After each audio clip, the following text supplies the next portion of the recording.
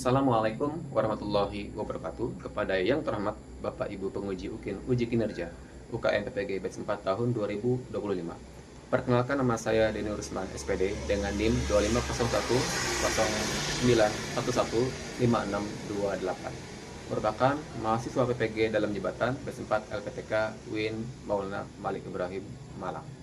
Pada hari ini, Kamis 5 Februari 2026, saya akan melaksanakan praktik pembelajaran dalam rangka penilaian uji kinerja dengan mata pelajaran Sejarah Kebudayaan Islam (SKI).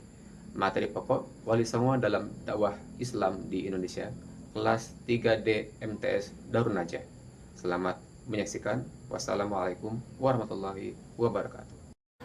Assalamualaikum. Waalaikumsalam.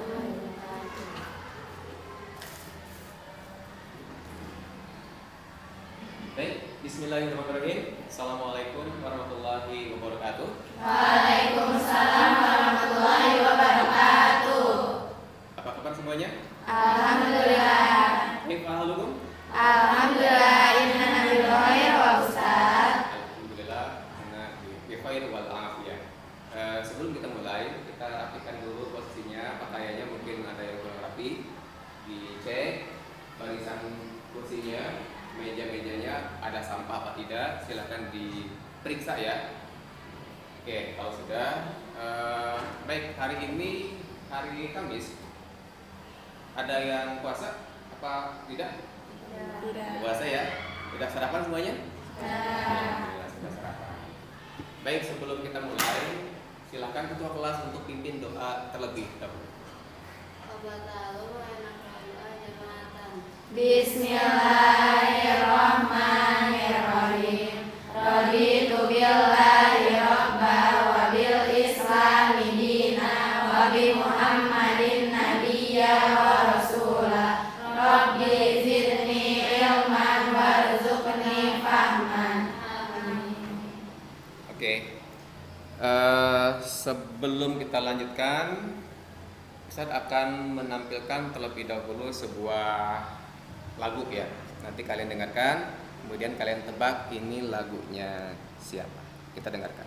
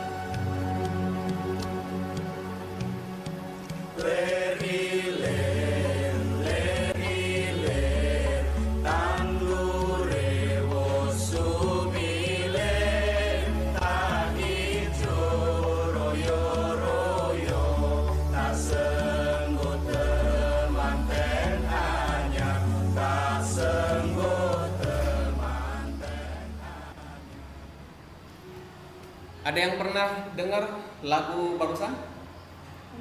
Pernah? Nah, Itu lagu siapa? Ada yang tahu? Lagu siapa? Atau MH ini nanti pernah menyanyikan lagu ini ya, selawat dan lagu-lagu nasihat. Dan ini ada kaitannya sama materi pada hari ini. Kemudian sebelum kita lanjutkan, biar semuanya semangat, hari ini kita adakan atau lakukan terlebih dahulu ice diki ya. Kita lakukan ice diki. cicak di dinding, cicak di dinding, diam-diam merayap, datang seekor nyamuk, lalu ditangkap. Di daun ada dua, orangnya pada sabar, bikin hati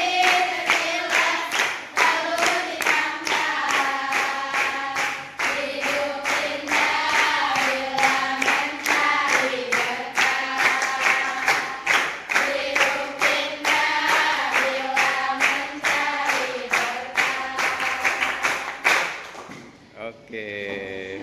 Baik, ya semuanya sudah semangat dan kita akan pelajari, kita akan lihat apa saja akan kita pelajari pada pertemuan hari ini. Di antaranya adalah diharapkan semuanya ini mampu menganalisis biografi Wali Songo, termasuk wilayah dakwahnya Wali Songo di mana saja. Nanti ada diskusi per kelompok. Itu yang pertama. Kemudian yang kedua, tugas atau target pembelajaran hari ini adalah siswa atau murid mampu mengevaluasi strategi dakwah Wali Songo, ya. Kemudian yang berikutnya adalah siswa atau murid mampu menciptakan karya sebuah desain infografis, karya visual, dan nanti insya Allah kita akan gunakan teknologi laptop atau handphone untuk membuat desainnya.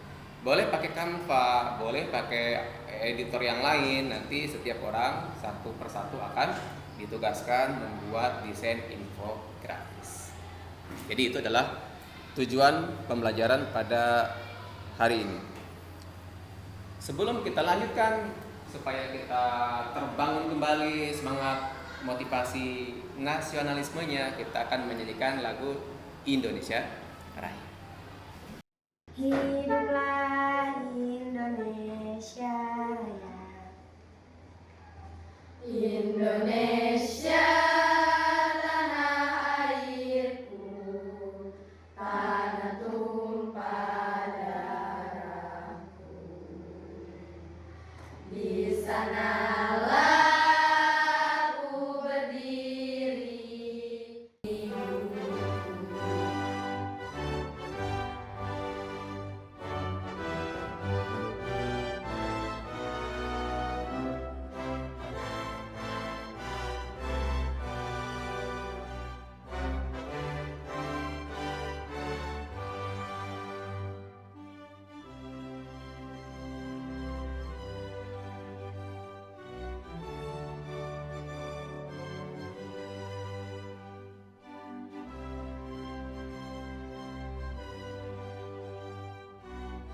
Nah, kita sudah mengawali pertemuan pagi hari ini dengan membawakan atau menyanyikan sebuah lagu kebangsaan Indonesia Raya, yang mana ya ini adalah lagu kebangsaan kita ya. Ada muncul sebuah pertanyaan. Jadi Indonesia ini sebagai negara dengan penganut agama Islam terbesar di dunia. Indonesia adalah negara nomor 1 dengan penganut Islam terbesar. Dan uniknya ternyata dulunya Indonesia itu bukan Islam yang banyak dianut. Ya ada agama-agama pagan, agama-agama yang lain yang lokal gitu ya. Ada animisme, dinamisme. Nah, pertanyaannya, bagaimana proses Islam masuk? Dan bagaimana Islam bisa tersebar luas ke Indonesia dalam waktu yang sangat singkat? Ada yang bisa jawabannya? Ada yang bisa menjawab? Gara-gara apa? Perdagangan? Oke, boleh. Yang lain? Dakwah atau mungkin persilangan, pernikahan dari luar atau apa? Yang ini ada yang tahu?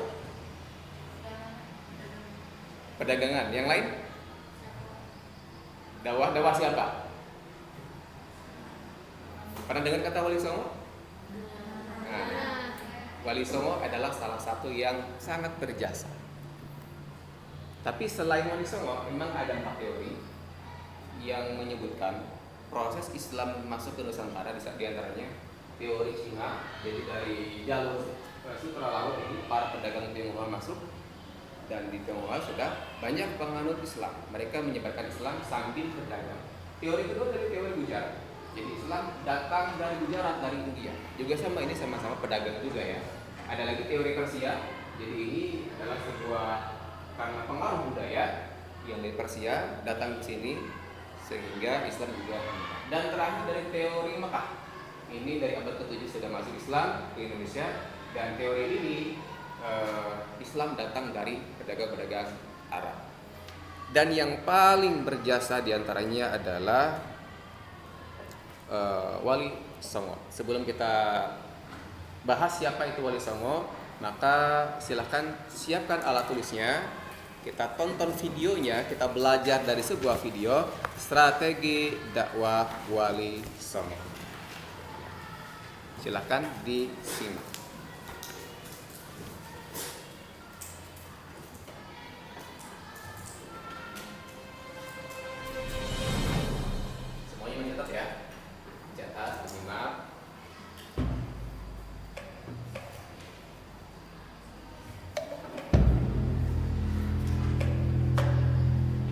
Penyebaran Islam di Nusantara merupakan salah satu proses yang sangat penting dalam sejarah Indonesia. Islam dapat diterima oleh masyarakat di Nusantara selain karena keagungan inti ajarannya, tetapi juga strategi dakwah yang diterapkan. Berbicara tentang sejarah masuknya Islam di Nusantara, khususnya Pulau Jawa, tak terlepas dari peran Wali Songo. Wali Songo adalah lembaga dakwah yang beranggotakan 9 tokoh penyebar agama Islam. Mereka berdakwah secara sistematis dan terorganisasi dalam melakukan usaha-usaha pengislaman masyarakat Jawa dan masyarakat di pulau-pulau lainnya. Anggota Dewan Dakwah ini tetap 9 orang, sehingga jika ada salah satu seorang anggotanya yang wafat, maka anggota lain masuk menggantikan. Semuanya bergelar sunan, yang merupakan gelar kehormatan sekaligus gelar guru spiritual yang memiliki sejumlah keistimewaan. Masing-masing memiliki tugas dalam dakwah Islam melalui berbagai perbaikan sistem nilai dan sistem sosial budaya masyarakat. Kesembilan anggota Wali Songo yang termasyhur antara lain Sunan Gresik, Sunan Ampel, Sunan Bonang, Sunan Derajat, Sunan Kudus, Sunan Giri, Sunan Kalijaga, Sunan Muria, dan Sunan Gunung Jati. Oke, barusan sudah menonton video ya. Bagaimana? Menarik ya? Ya. Sangat menarik. Ya, jadi videonya kita ketahui ada 9 Wali Songo yang berdakwah ke Nusantara dengan berbagai macam cara-cara sendiri, cara-cara yang sangat unik sekali. Di sana ada Sunan Gunung Jati, Sunan Derajat, Sunan Muria, Sunan Bonang, Gresik dan lain sebagainya. Ada banyak sekali ya. Saya tanya sekarang, menurut kalian strategi dakwah siapa? Sunan siapa yang menurut kalian dakwahnya paling unik? Sunan Gresik. Kelompok ini, kelompok 4 ya. Ini ada berapa kelompok nih? Kelompok 4. Sunan siapa? Sunan Muria ya.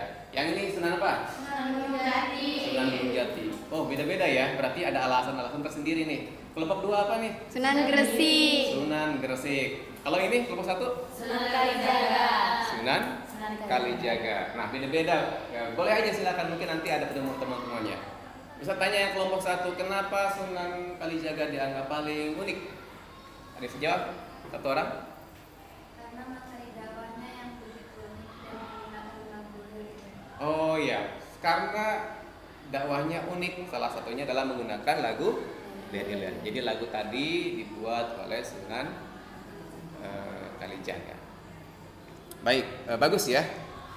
Ini adalah foto-foto ilustrasi lukisan, bukan foto asli ya. Gambaran ada 9 Sunan Gresik, Ampel, Bonang, Sunan Derajat, Sunan Giri, Sunan Gunung Jati, Sunan Kudus, Sunan Kalijaga, dan Sunan Muria. Nah, biografinya, nama-nama beliau, lokasi dakwahnya, dan strategi dakwahnya sebagaimana dengan materi video tadi yang sudah kalian simak, dan juga bisa dipelajari lagi di buku paket kalian ya, secara lebih lengkapnya lagi. Sekarang kita akan bagi kelompok nih. Di kelas ini, di kelas 3 ini akan dibagi menjadi 4 kelompok. Di kelompok ini kita akan membuat sebuah proyek, sebuah tugas, yaitu membuat visual gambar dakwah. Kita sudah melihat sebelumnya bagaimana para wali ini membuat media dakwah. Ada menggunakan alat musik, ada menggunakan wayang kulit dan lain sebagainya ya. Nah, sekarang di era saat ini kalian juga bisa melakukan hal yang sama.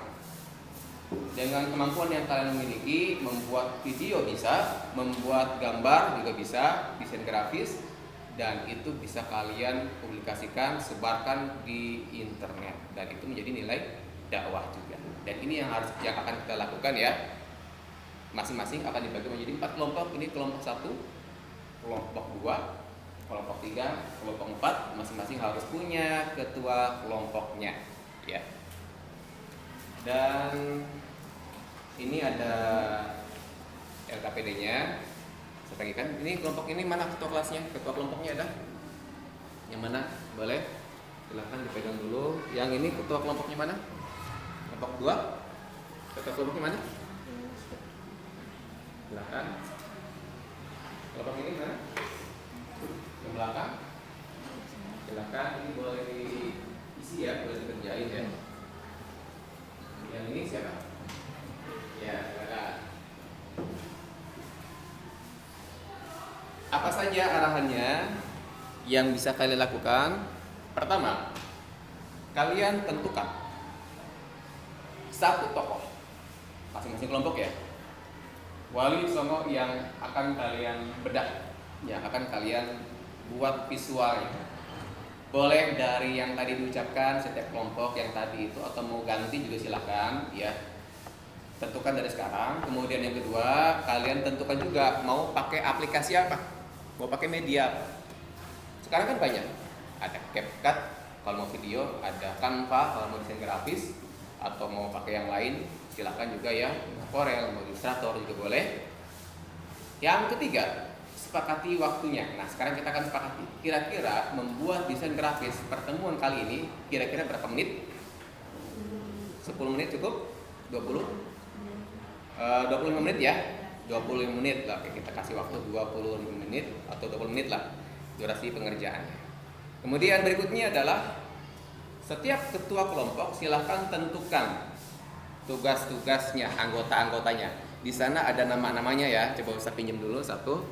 Ada beberapa bagian. Misalnya di sini ada nama kelompok. Nama kelompoknya tulis aja kelompok 1 gitu ya. Kemudian ketua tim, ketua kelompoknya, nama kalian, nama yang ketua kelompoknya tulis. Anggotanya di sini ada berapa orang, tulisnya di sini ya. Kalau nggak muat di sampingnya boleh. Kemudian kelasnya berarti kelas 3D, tulis di sini. Oke, silakan ditentukan tugas masing-masing. Kemudian setelah itu kalian bisa mengerjakan tugas kelompok saat ini juga. Dan akhirnya selamat mengerjakan. Oke, silakan.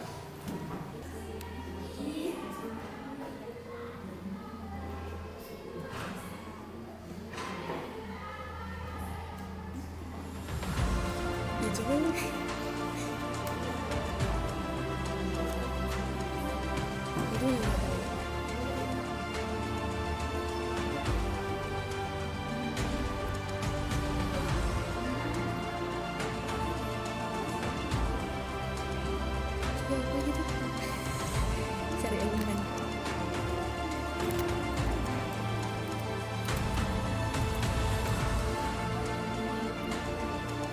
Ini. Di sini.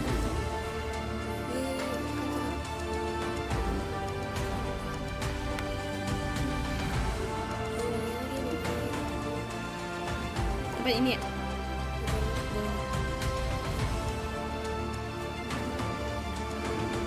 Ini. Sudah selesai? Belum Ustaz. Ya, masih. Ya. Oh, masih proses.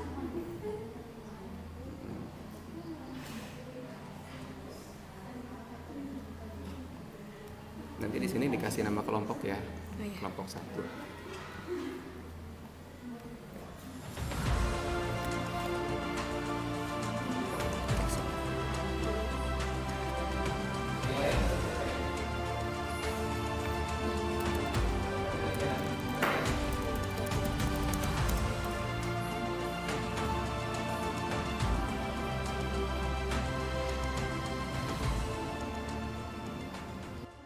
Sudah selesai semuanya ya?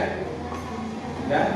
Oke, sekarang kita waktunya, kalau sudah, kita presentasi masing-masing kelompok harus mempresentasikan ke depan tugas-tugasnya. Dan nanti ini ketua kelompok 1 silakan menunjukkan. Boleh katanya boleh. Menjelaskan hasilnya ya. Ini adalah hasil desain daripada kelompok 1. Ya, silakan berdiri.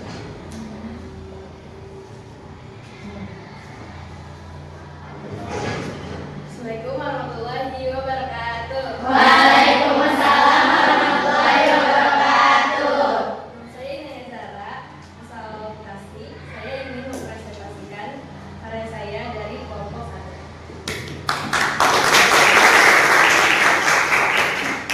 Di sini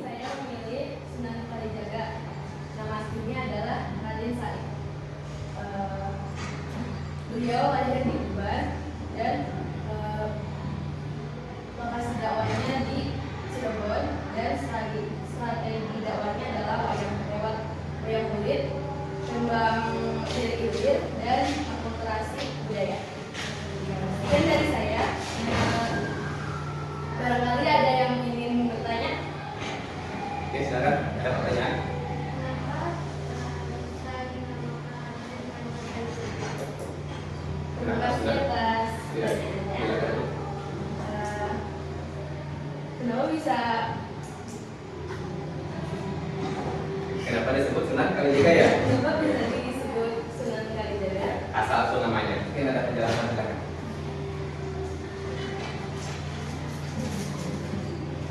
Jawabannya adalah Kalijaga terdiri dari dua kata, yaitu kali dan jaga.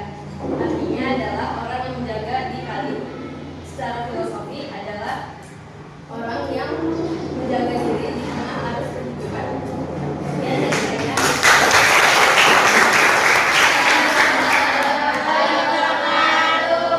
Ya, presentasi di kelompok 1 sangat luar biasa sekali.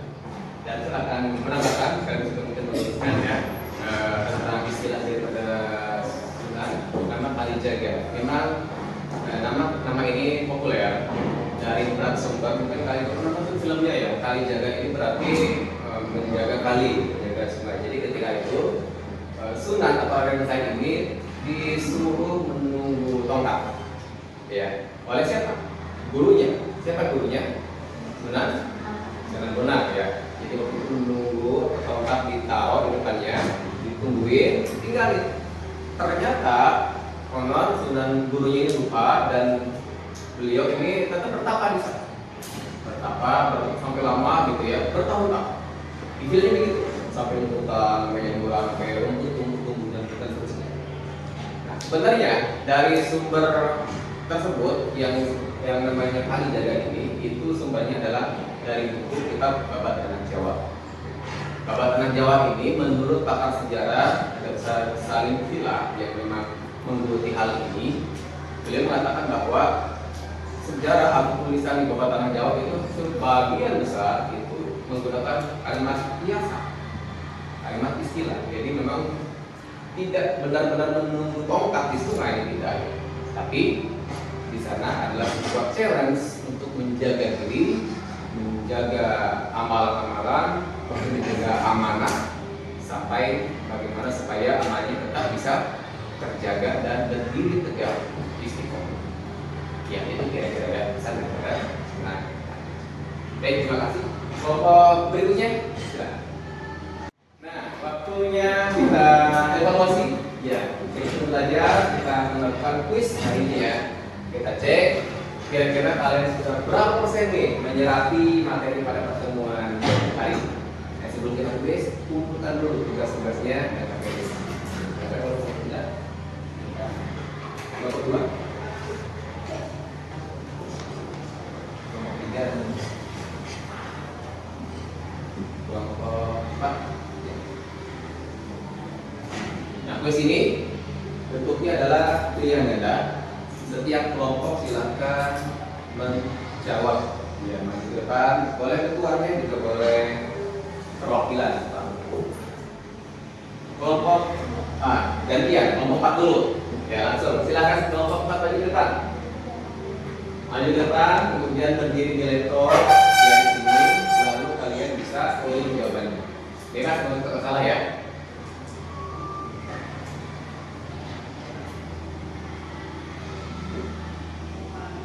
Pertanyaannya dibaca ya, pertanyaannya aja, kalau dipilih aja kalau dibaca.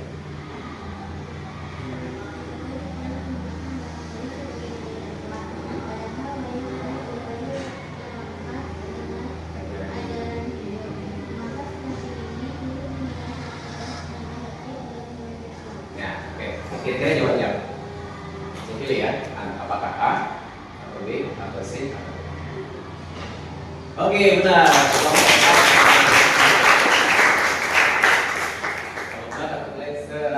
Berikutnya kelompok 3, maju ke depan, program. Persiapan ini nggak usah salah ya, silakan. Mau ketuanya boleh, mau yang lain silakan. Soal dibaca ya. Di Kudus, Sunan Kudus melarang kelompoknya memobilisasi satu anak dan menggantinya dengan total. Analisislah hubungan sosial dari kebijakan tersebut. Nah, kira-kira apa jawabannya? Oke, benar.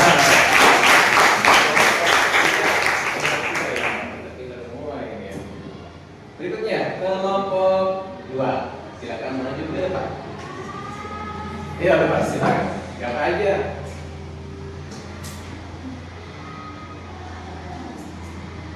menempel menggunakan protokol Molino Undang-Undang Nomor 15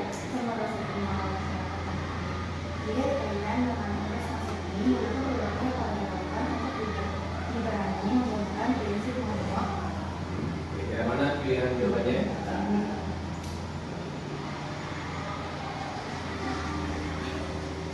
Ya, bingung ya. Klik aja mana kalau udah yakin klik ya.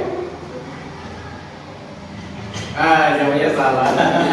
Jawabannya salah. Apa ya? Dapat kenal. Nanti kan ada lagi. Kelompok 1 silakan. Silakan maju kelompok 1. Banyak soalnya. Metode dakwah wali songo disebut sebagai dakwah kultural atau perbedaan mendasar pendekatan ini dibanding dengan pendekatan struktur atau politik. Jawabannya silakan ya.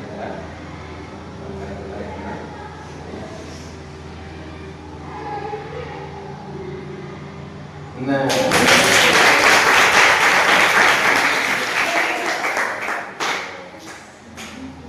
apa ya? Belajar. Kita teruskan.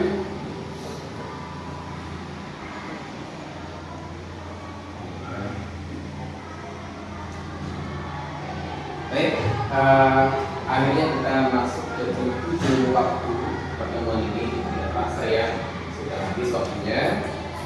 Kita akan mengulas kembali, mereview kira-kira apa yang bisa kalian dapatkan pada pertemuan hari ini di pelajaran sejarah budaya Islam dengan judul strategi dakwah. Silakan masing-masing kelompok mungkin menyebutkan apa yang bisa kalian katakan. Dakwah tanpa kekerasan dan lewat dialog dan budaya. Dakwah tanpa kekerasan termasuk lewat dialog dan penyebaran budaya. Bagus, kelompok 1 silakan. Kelompok 2 silakan. Kesimpulan itu menghargai tradisi lokal dan Islam disampaikan secara benar. Menghargai tradisi lokal ya. Jadi di sana Islam disampaikan secara bertahap tanpa menghapus budaya lokal secara menyeluruh. Bagus ya. Silakan kelompok 3. Siapa yang akan menyampaikan apa hikmah pelajaran hari ini? Pendidikan pesantren dengan kaderisasi dan penyebaran ilmu. Jujur apa? Pusat kaderisasi ya dan penyebaran ilmu. Kelompok 4 ada? Silakan. Rendah hati dan Rendah hati termasuk juga pelajaran hidup sederhana. Baik, luar biasa sekali.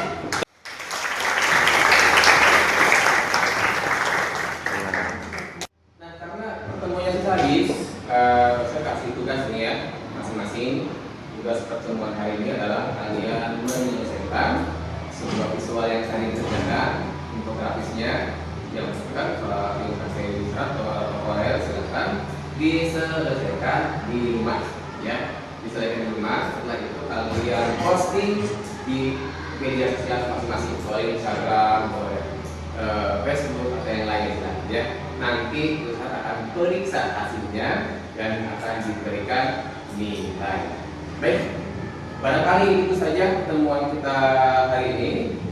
Sebelum kita tutup, silakan kita tutup dengan baca doa kifaratul majlis. Subhanallah